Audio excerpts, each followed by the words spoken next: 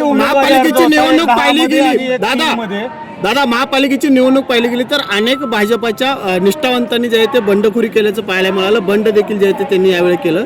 ते कुठेतरी बंड थांबवण्यात आलेलं आहे का, काय सांगा? बहुतांश सगळ्या निष्ठावंत लोकांना आम्ही तिन्ही आमदारांनी विनंती केली आहे. अनेक लोकांनी माघार सुद्धा घेतलेली आहे. वेळेच्या गडबडीत जरी काही निष्ठावंत किंवा जुन्या सहकाऱ्यांचे फॉर्म राहिले असतील तर पुढच्या काळात सुद्धा आम्ही त्यांना भेटून विनंती करून त्यांनाही सोबत घेण्याचा आम्ही प्रयत्न करतो. घडामोडी काल रात्री घडलेल्या होत्या. त्यांचं म्हणणं आहे की आम्ही विरोधी एक पॅनल तयार करतोय भाजपच्या विरोधामध्ये. प्रभाग क्रमांक 5 मधून तुमच्यासोबत ते भाजपमध्ये प्रवेश केला, त्यांना तिकीट मिळालं, समोरच्याला मिळालं असं त्यांचा आरोप आहे. 5:30 वाजता एबी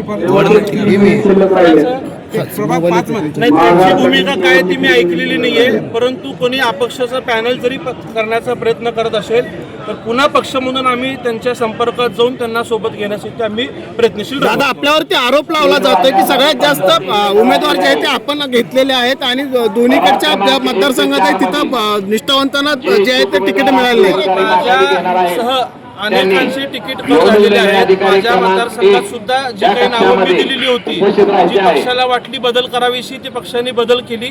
हा प्रत्येकाच्या मतदारसंघात झालेला आहे.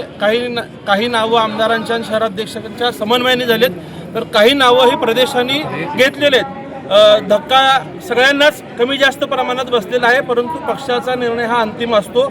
पक्षाने ज्यांना उमेदवारी दिलेली आहे त्या सगळ्यांचं आम्ही कमळ चिन्ह प्राधान्य ठेवून काम करू.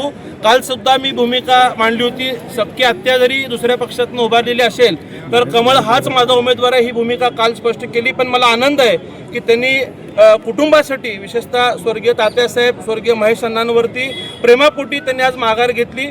निश्चितच येणाऱ्या काळात फडणवीस साहेब असतील, पालकमंत्री जयकुमार गोरे साहेब असतील, त्यांना आणि मी स्वतः सुद्धा कुटुंब म्हणून त्यांना न्याय देण्यासाठी आम्ही प्रयत्न करू.